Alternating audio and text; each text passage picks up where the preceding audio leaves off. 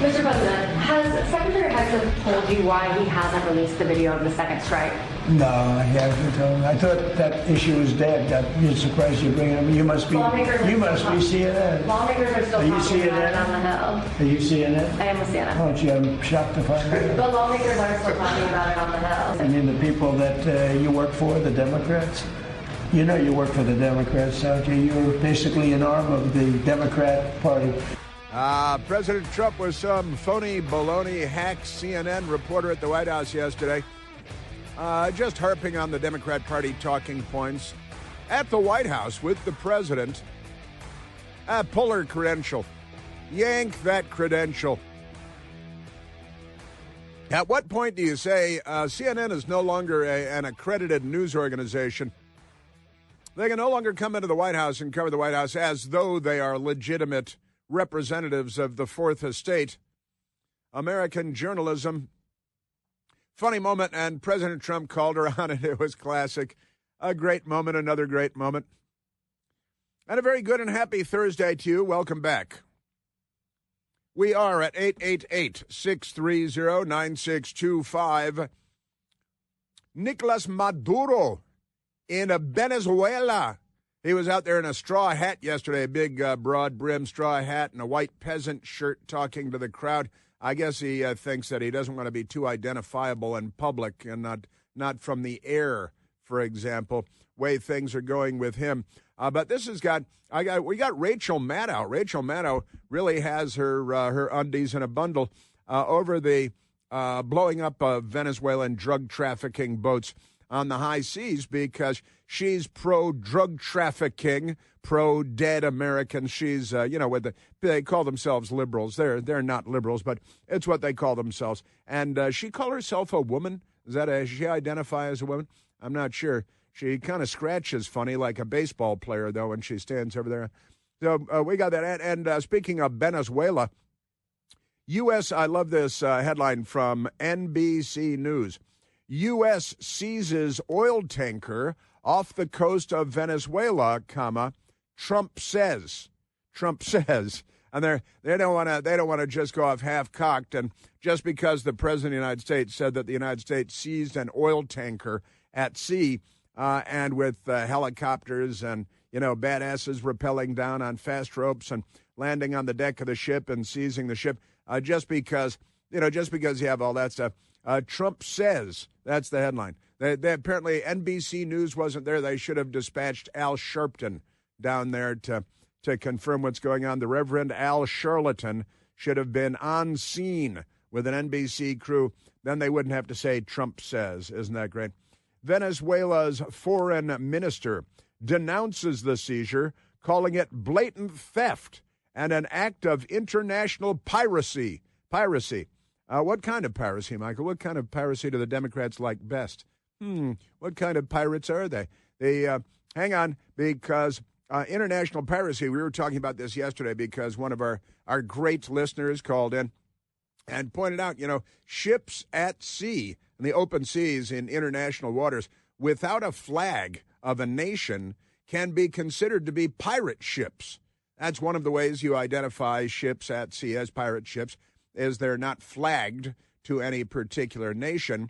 Now, this oil tanker flagged to a particular nation, but they're drug smuggling boats, maybe 60 feet. I'm not sure if they're required, but they don't have flags of a nation, and they might fall into the category of pirates in international waters since they're criminals, armed criminals, running drugs. It's an old thing. The Democrats, they just want more drugs at a better price because, in the end, they're really capitalists, too. Most communists are actually capitalists. They just want to steal everybody else's stuff. So this is kind of a big deal. Now, the explanation is that this oil tanker loaded with oil was headed for Iran. The Islamic Republic of Iran in Iran. And the oil tanker headed there, but there are sanctions against Iran having to do with oil. And so Venezuela is the bad guy actor. Then they're violating international sanctions against Iran having to do with the import from other countries of oil. And here comes Venezuela because commies and jihadis, they don't have a lot in common, but they do want to kill everybody. So they have that much in common. And the Democrat Party is in bed with them in the lubricated sleeping bag, in the hot tub with them. Just great. And the British Broadcasting Corporation with the headline, U.S. seizes oil tanker off Venezuela as Caracas condemns act of piracy. They love the act of piracy thing because, their brains are not operating as designed by God. Isn't that amazing? And then, finally, Esquire magazine. Trump apparently has a very good reason for seizing an oil tanker off of the Venezuelan coast, and it'll be sinister. So stand by for that. Yes, sir. I am telling you. Also, this is the president is busy deporting illegal aliens. The Democrats are busy beating them with bullwhips and sticks and things and making them clean their toilets and do their dishes because the Democrat Party is the party of the Confederate States of America and of slavery. And their new slavery is illegal aliens by the millions. So you get everything done for real cheap. See, they're capitalists. I told you they're capitalists. But this is kind of fun. President deporting illegal aliens. DHS inks contract to create its own fleet of Boeing 737s for deportations. What's this for deportations? How many illegal aliens have, but the president has deported hundreds of thousands, and then a whole lot more have self-deported because they, the welcome wagon is not rolled out. What's Spanish for welcome wagon? I need to look up what is Spanish for welcome wagon. Because the Democrats, they threw a gift basket at every illegal alien gang member here to rape and murder. And now the Trump administration saying, no, we're going to deport. But thanks to President Trump and Secretary Noem, Kristi Noem, who is vilified and ridiculed because the sexist, Jeffrey Epstein party, the Democrat Party, they want to vilify her. More than 2.5 million illegal aliens left the U.S. I'll explain that coming up. Also, Time Magazine's Person of the Year is coming up, and it's probably not going to be a person. They don't like people very much. Time Magazine, run by Democrats, people that call themselves liberals but aren't. But the great piece in the Washington Examiner, and it's funny, I said this last night on my Newsmax television show, and I believe I said this on the radio yesterday. Charlie Kirk, maybe Charlie Kirk should be the Person of the Year, a social, Christian, religious activist who said if you disagree with me, you go to the front of the line, who loved his wife and didn't cheat on her and had 2 little kids with her and was a father and a husband and a corporate leader and an advocate for America and Christianity and Christendom. And then he was assassinated by a Democrat who shot him through the neck with a rifle, and which the Democrats do a lot of. A communist shot John F. Kennedy that way. He'd be a Democrat today. Lee Harvey Oswald, he'd be a Democrat today.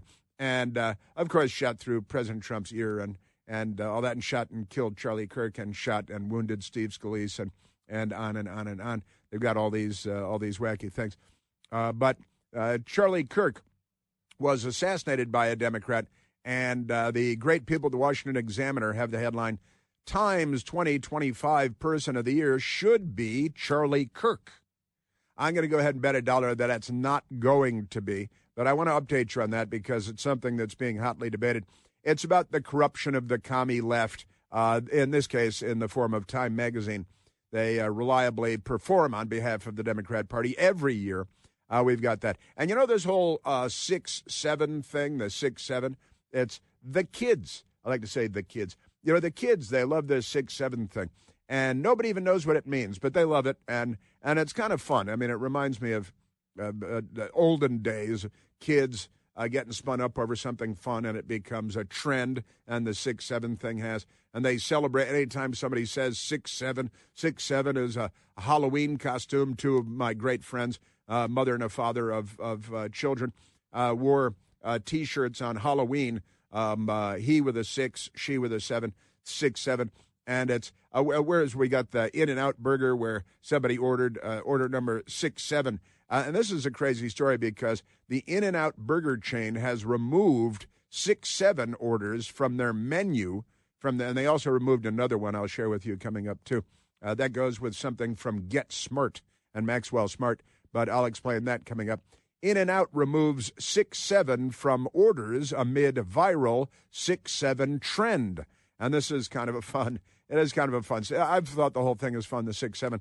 And now it's getting a little bit wackier with In-N-Out Burger, delicious In-N-Out burgers, removing 6-7 from their menu because the kids, they go too crazy when somebody orders the 6-7 and the 6-7 order is delivered and they have fun. It's a fun story. It is, and I've got an update for you on that. Also, an update on this, the Wall Street Journal with the headline today, potheads head for the emergency room. What's this? I guess their pot really has gotten too good. They're headed for the emergency room now. And potheads head to the emergency room. Connecticut Hospital Association spun up about it because they're making extremely high-potency marijuana with lots and lots of THC, tetrahydrocannabinol, contained therein. And the kiddies, and it's mostly kiddies, smoking a lot of dope, and then they can't function to the point where they say, I got to go to the hospital. So they go to the hospital because the Democrats are making everything better. Isn't that great? And speaking of making everything better, this is great. Did you know that this year there's a super flu? We have super full moons. We have a super moon. Now we have a super flu. I wonder if the communists in China have anything to do with it. Maybe we should look at the Wuhan Institute of Virology, see if Dr. Anthony Fauci funded any super flu projects at the Wuhan Institute. Super flu explained what the illness is, what you can do to try to avoid it, and who's eligible for a vaccination. What do you mean eligible for a vaccine? Now you got to qualify for a vaccine. They order everybody to get vaccines all over the place. Now you got to win a contest or something. And here's the thing about this. This is wild. And my friend Tom in Florida alerted me to this morning, and I went looking for it. Here's the headline, New Flu Variant. This is a local station. And new flu variant is emerging, but experts say the current vaccine still offers protection. Now, that sounds kind of half-assed, doesn't it? The current vaccine, but didn't you just create a new vaccine for this year's flu? And now here's the bottom line. I'll explain this when we get to it. The new vaccine for the new flu for 2025 actually was created too early, and then the new variant came along. So the flu vaccine that you may have received this year, I did not, is not effective on the flu this year, even though it's the vaccine for this year's flu. But, the vaccine people, I think they're getting what do they say, like out over their skis, but it's pretty good stuff. And then MS-13 they have a hate-filled racist woman. Actually, they fired her. Joy Reid, also known as Joyless Reid, because she's miserable and wretched and racist and hate-filled and anti-American and, typical Democrat. And now she's declared that the song Jingle Bells, Christmas is coming. And so here they are, Jingle Bells is racist, right? This is a video put out by Joyless Reid that the song Jingle Bells is racist because a guy in the 1860s wrote Jingle Bells. And then he did go fight for the Confederate States of America, which was a Democrat Party operation with their Democrat president, Jefferson Davis. But Jingle Bells is racist, according to this MSDNC woman, Joyless Reid. And they are truly mental. They're mental people. I did a little research on this, and then obviously Joyless Reid didn't. So we got a couple of we got Joyless Reid, now formerly of MS-13 DNC, and we have Rachel Maddow, $25 million a year to do a 1-hour show once a week, 1 night a week, $25 million. Just for the record, I do 15 hours a week. I do not make $25 million. And that's really, I'm going to have to, I want Rachel Maddow's agent. I think I need Rachel Maddow's agent. I also do another 5 hours a week at Newsmax, of course. That's 20 hours a week. Rachel Maddow does 1 hour a week. This must be sexism or something. I'm not sure what it is. But we got that. Yeah, Jingle Bells is racist. Potheads going to the emergency room. Super flu with the vaccine that she no work.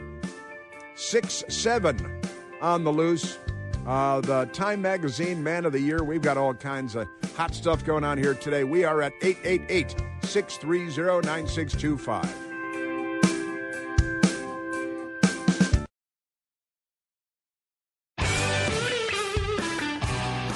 Maryland Governor Wes Moore is a big fat liar. That's coming up. The Democrats want to run him for president because of his melanin levels. They're nothing if not racist. And they're bringing back the Confederate States of America, so we've got that going. Let's go to, speaking of racist Democrats, let's go to the phones. Let's go to Ken, calling from Woodbridge, Virginia.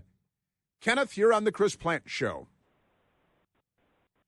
Good morning, Chris, and thanks for taking my call. I hope you had a good holiday.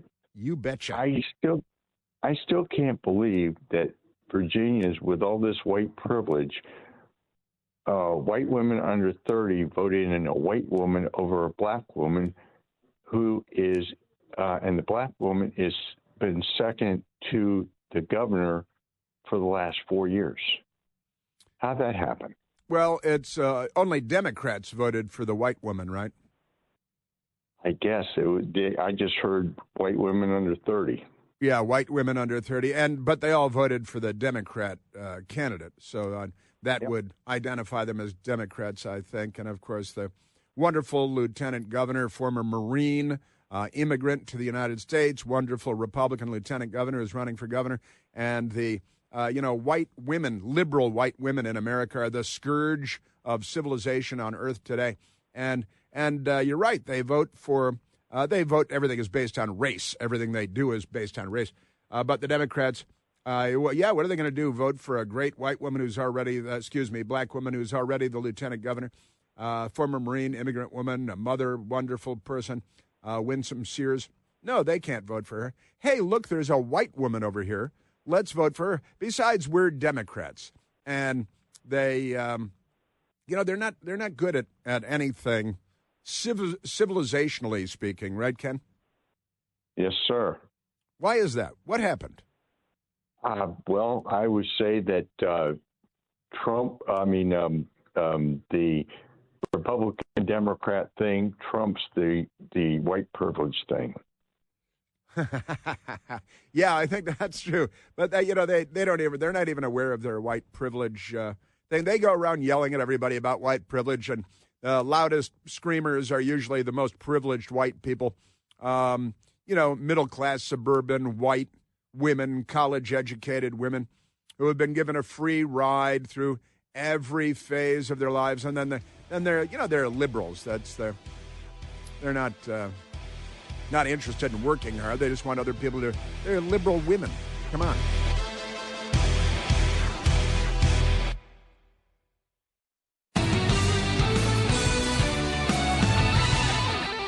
Now again, the Democrat governor of the great state of Maryland, the great and highly taxed sanctuary state of Maryland. They have a governor there. His name is Wes Moore. I think his parents should have called him Les, like Leslie Moore. Then he could be Les Moore, but he's Wes Moore. Wes Moore is his name. He's an African-American man. You have to know that right off the bat because that's the most important thing. He's a Democrat. So the great story, and it's a great story. It's the kind of thing that journalists used to do, and very few still do. Andrew Kerr at the Free Beacon, the Washington Free Beacon. The Free Beacon is great. And Andrew Kerr is there. And he's got a piece in the Free Beacon today. It's wonderful about the governor who wants to be president, and the Democrats want him to be president because he's black. And besides, he's a decorated war hero, and he was a Rhodes Scholar at Oxford working on his Ph.D., and he's a very highly accomplished individual. Or is he? The headline at the Washington Free Beacon, and the great piece by Andrew Kerr. The headline is, exclusive, : oh, they do love their colons. Wes Moore won a key White House post claiming he was, quote, touted as a foremost expert, end quote, on radical Islam, right, and was studying for an Oxford Ph.D. But his thesis is quote, missing, end quote, and there's no evidence he was ever a doctoral student. As he positioned himself as a contender for the Democratic presidential nomination, the governor, with the golden resume, likely to face mounting scrutiny for repeated exaggerations and falsehoods regarding his athletic, academic, and military achievements. He's the perfect Democrat. We got like Denang Dick, Richard Blumenthal, the Democrat senator, who actually served in the Marine Corps but didn't deploy to Vietnam during the Vietnam War, but he went around claiming that he served in Vietnam, the Vietnam War again and again. That's a lie. And Tim Walz, the Democrat governor of Minnesota, well, he claimed he was a romping, stomping, life-taking mamma jamma in Iraq with his National Guard unit, and it turned out he didn't show up for anything, and he never went to Iraq, and he's as a soldier, and he's a big liar. Democrats do a lot of this sort of thing. They've been doing it for a long time. We got John Kerry with his throwing his medals away stuff and all that craziness. But the Democrats, they lie about everything. So isn't that great? He has golden resume. He's got a golden resume. But Andrew Kerr did a little what we used to call journalism, some journalism here. And he writes, Maryland's governor, Wes Moore, now considered a serious prospect for the 2028 Democratic presidential nomination, got his big break in 2006, fresh off of a one-year deployment to Afghanistan, and he did serve in the Army. President George W. Bush awarded Moore, then 27 years old, a White House fellowship, a prestigious year-long internship during which he served as a special assistant to then Secretary of State Condoleezza Rice, a wonderful American. Democrats, racist, they hate her.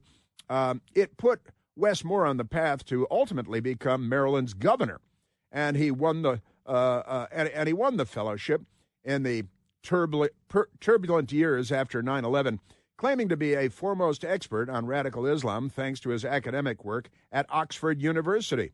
Quote, as a Rhodes Scholar, I took advantage of the opportunity and examined radical Islam in the Western Hemisphere, Wes Moore wrote in his application to serve in the Bush White House as a White House Fellow, indicating that he had graduated from Oxford in 2003 with a Master of Letters, or M.Lit., in International Relations. He wrote, I completed my degree with honors, and my research has led me to be touted as one of the foremost experts on the threat. But it's all a lie.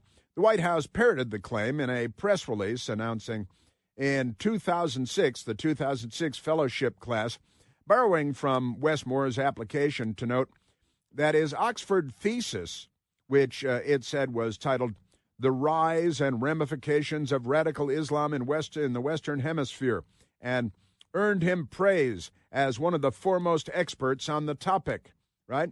What the 27-year-old could claim to be a foremost expert on the Islamic threat based on a year at an American military base in Afghanistan and 2 years at Oxford could be excused away as an ambitious young man's puffery, I say. But on closer examination, Moore's claims of expertise and of being a serious scholar completely unraveled, as do his claims, also on the White House fellowship application, that he was working toward an Oxford doctorate. They love the doctor thing, don't they? Like Dr. Jill Biden, who's not a doctor, right? She's not a doctor. The problems start with confusion when neither Moore's staff nor Oxford's registrars were willing or able to clear up about when Wes Moore completed his studies, when he received his degree, whether he submitted his thesis, and what the title of the work was. In his White House fellowship application, which is public record now, Wes Moore wrote that he graduated from Oxford in 2003, but in the resume attached to the application, Wes Moore reported a different graduation date of 2004, June of 2004. Asked to reconcile the two dates, a spokesman for the governor didn't provide a photograph of Moore's degree, but rather a degree confirmation generated last week by Oxford's registrar's office, indicating Moore completed his graduate studies as a full-time student and, quote, has been awarded the degree, end quote. but has not yet been issued a formal certificate. Now, this is his master's degree, not his PhD, which he claimed that he was aspiring to. The degree confirmation generated by Oxford gives another contradictory date, showing that Moore completed his full-time graduate studies in November of 2005. But he said he completed them in 2003, and then later in a different piece of paper, 2004. But the school says 2005, and that's a full 4 years after he began his Oxford studies through a master's degree, typically taking 2 years to earn. According to Wes Moore, by November of 2005, the month when Oxford now says Moore completed his master's degree studies, he was serving in the 82nd Airborne Division in Afghanistan, which is pretty darn good. He also says he began working as an investment banker at the Deutsche Bank in London in March of 2004.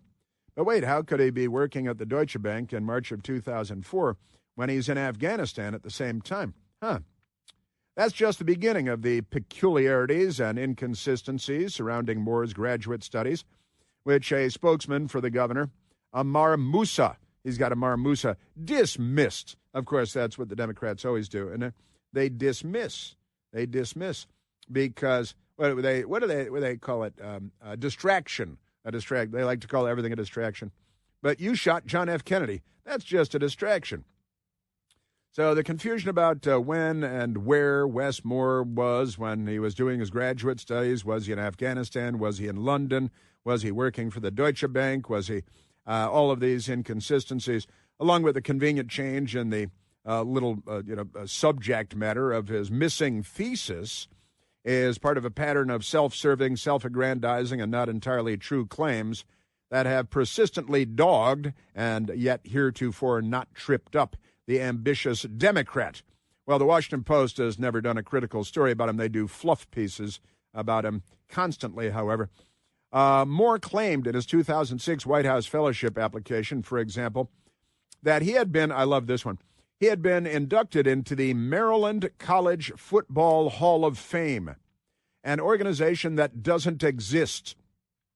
Also, that he received a Bronze Star Medal from the United States Army for his service in Afghanistan, which he had not. And he claimed that he was born in Baltimore, Maryland, which he was not. And we were going through this morning, and I said to Michael, well, he was very young at the time. Maybe he doesn't remember. Hey, where were you when you were born? I was in Bronxville, New York. But I wanted to be close to my mother, because she was, and this is, so he said he was, but he wasn't. Moore was born in Tacoma Park, Maryland, a comfortable Washington, D.C. suburb, and he went to high school in Pennsylvania. Sure. That's just great. And he said in August of 2024 that his false claim to have received the Bronze Star Medal in 2006, this is great, is that the 2006 application was an honest mistake. He didn't know whether he received a Bronze Star Medal or not when he was in the Army in Afghanistan. It was an honest mistake. He just said that he did, but he didn't know that he hadn't, right? He didn't know that he hadn't received. So, and then when he's caught, he says, it's an honest mistake. No, it's not. It's a dishonest lie. It's a fraud. It's stolen honor, stolen valor. It's all those things. So just great stuff. And I love the Bronze Star Medal because he claimed that he received the Bronze Star. And then he said, it's an honest mistake, right? When Moore became governor 2 decades after his service in the Army in Afghanistan, 82nd Airborne, good enough, just say that, he did receive the honor, the Bronze Star Medal, in a private ceremony 20 years after he left the Army at the governor's mansion, no coincidence there, after a general who supervised him in Afghanistan before he was the governor of one of our states, Michael Fenzel, a close personal friend who served as a groomsman at his wedding, quote, resubmitted, end quote, the needed paperwork. So wait, a general or a former general who was a groomsman at his wedding, so he's a good close personal friend. After Wes Moore became governor, his old pal Michael Fenzel, quote unquote, resubmitted the paperwork.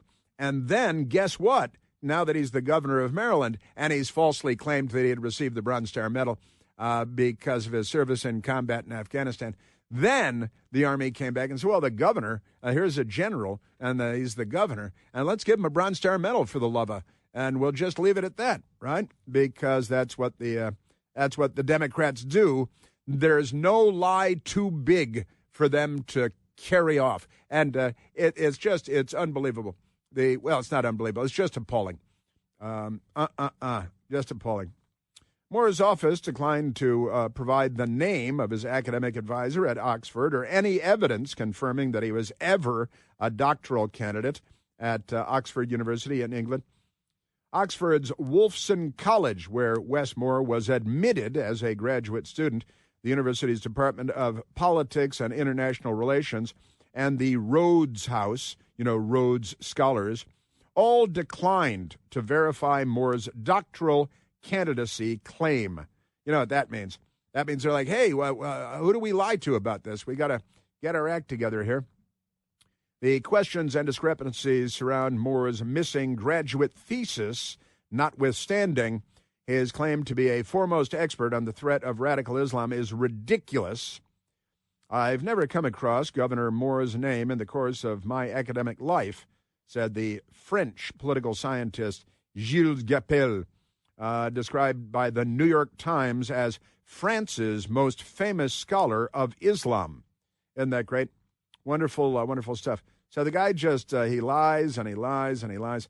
And when you're a Democrat, you can pretty much depend on getting away with it because the New York Times is not looking into your behavior. The Washington Post is not looking into your behavior. 60 Minutes is not looking to do a story on you as you emerge as a possible presidential candidate, as a pathological liar.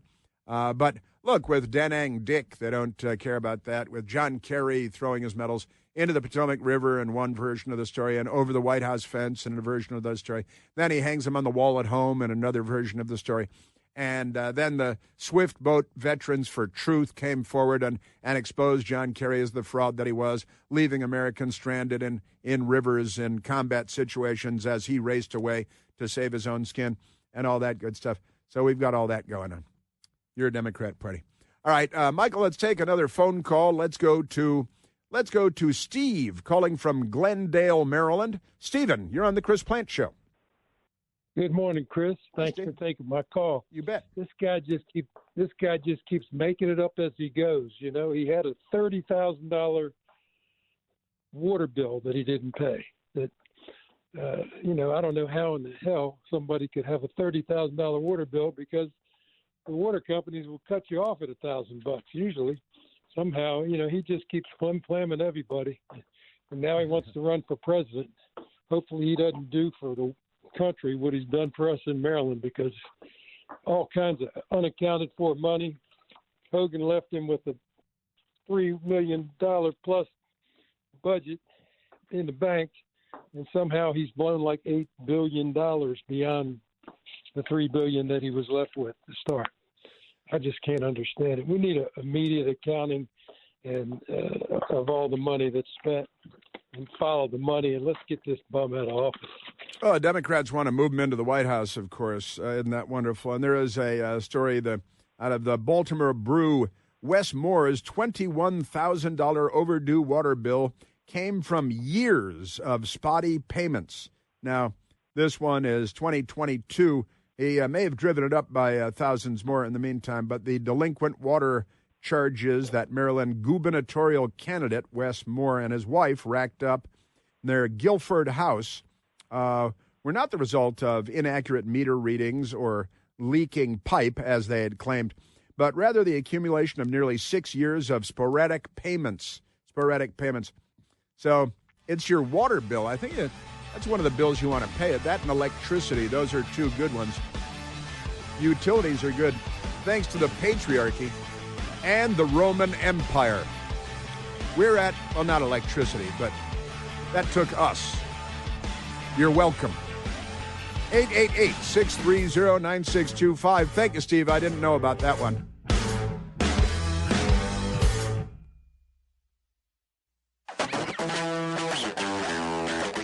All right, now the Democrat governor of Maryland, who they want to make president of the United States, and he lies about all kinds of things. Turns out this general got the special deal. General Fenzel, he's a 3-star Army lieutenant general. And he's still in. He's still in the still active duty, 3-star. But who is it? George Clooney. Because, Democrats, Hollywood, what's the difference? Politicians.